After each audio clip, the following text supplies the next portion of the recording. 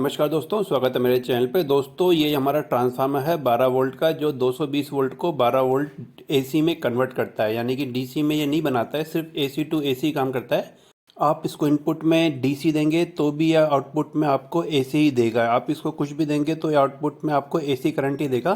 तो देखिए दोस्तों, एसी दिखता कैसा है और डीसी दिखता कैसा है। यदि हम कंपोनेंट में इसको लगा के देखें एलईडी में, डायरेक्ट इसको अगर हम सप्लाई देते हैं एसी वोल्ट से, तो हमारी एलईडी किस तरीके से रिएक्ट करेगी और हम उसको धीरे धीरे डीसी में कन्वर्ट करेंगे तो क्या वो हमारी एलईडी पूरी डीसी की तरह जलने लगेगी। देखिए दोस्तों, आज हम इसी के ऊपर प्रैक्टिकल करेंगे। हम इस ट्रांसफार्मर को पहले एसी सप्लाई देंगे 220 वोल्ट, और इसकी आउटपुट में कोई भी दो वायर ले लेंगे। यानी कि बीच वाली वायर को तो कॉमन रखना है हमें, ऊपर वाली या नीचे वाली से हम आउटपुट लेंगे। यहाँ पे हमने इसको 220 वोल्ट दे दिए हैं। अब हम यहाँ पे आउटपुट में एक एलईडी लगाएंगे, नॉर्मल जो एलईडी होती है।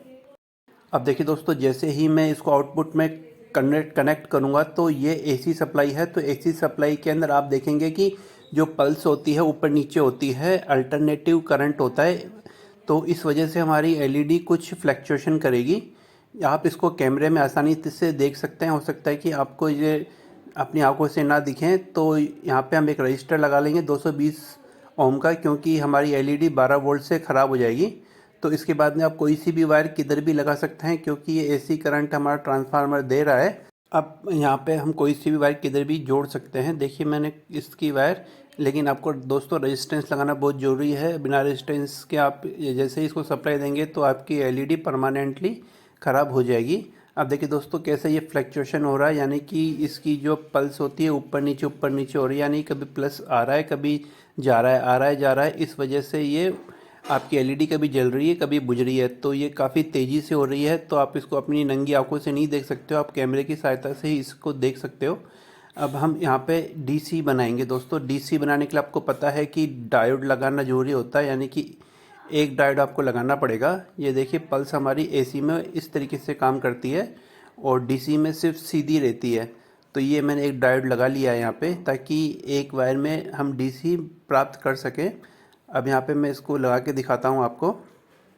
अब देखिए दोस्तों, जैसे ही मैं इसके यहाँ पे इसको पावर सप्लाई दूंगा डायोड के थ्रू, लेकिन फिर भी हमारी जो एलईडी है वो फ्लैक्चुएशन कर रही है, क्योंकि यहाँ पे हमें प्योर डीसी हमें नहीं मिला है।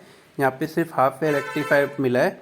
तो देखिए दोस्तों, आपने देखा होगा कि कोई भी पावर सप्लाई होती है उसमें कैपेसिटर लगा होता है। वो कैपेसिटर इसीलिए लगा होता है कि इसकी फ्लैक्चुएशन को कम कर सके, क्योंकि यहाँ पर ये कैपेसिटर पावर को स्टोरेज करता है और ज़रूरत पड़ने पर उसको डिस्चार्ज भी कर देता है। तो देखिए दोस्तों, कैपेसिटर लगाने के बाद में काफ़ी फ़र्क पड़ चुका है।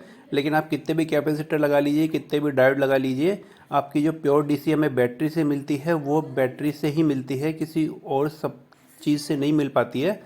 तो इसलिए दोस्तों, जो बैटरी होती है वो प्योर डीसी होती है, जबकि हमारे जो अल्टरनेटिव करंट से हम एक तरीके जुगाड़ करके हम डीसी बनाने की कोशिश करते हैं तो वो प्रॉपर नहीं बन पाती है, बन तो जाती है। अब देखिए दोस्तों, यहाँ पे मैं आपको डीसी से, यानी कि बैटरी हमारी है डायरेक्ट करंट, उससे मैं आपको एलईडी ग्लो करके दिखाऊंगा। दोनों में काफ़ी अंतर होता है।